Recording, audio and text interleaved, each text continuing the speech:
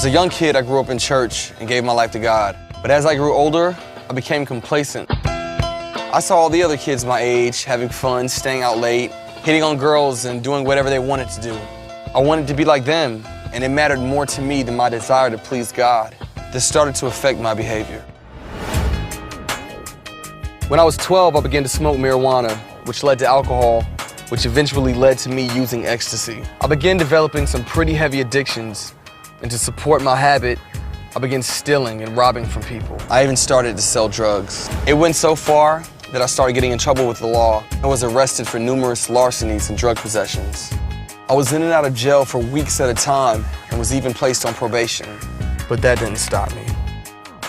After a month in jail, I was placed on intensive house arrest for 7 months as I awaited my sentencing.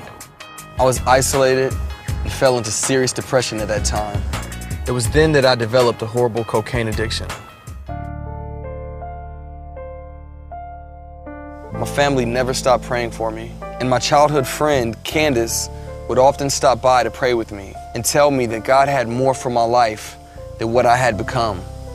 But for me, I felt it was all too late. In January 2004, I stood before the judge to receive my verdict. Little did I know that my mom had been praying and negotiating behind the scenes to get me into a rehabilitation and discipleship program known as Teen Challenge as an alternative to prison. The judge showed me favor and gave me the option to either go to prison for 10 years or complete the Teen Challenge program. I chose the program as a way of escape from prison, but my heart was still very hard towards God. I figured I could squeeze through the program and be back out in the streets in a year doing what I wanted to do.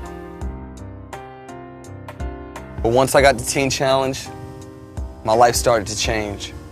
I really began to take in the Word of God and learn about His love for people like me.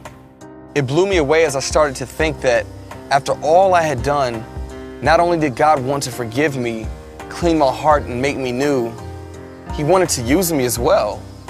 At that point, I realized that I could not make it in this life without Him. It was there in January of 2004 that I experienced the real love of Christ for the first time and accepted Him into my life. Since then, I've never been the same.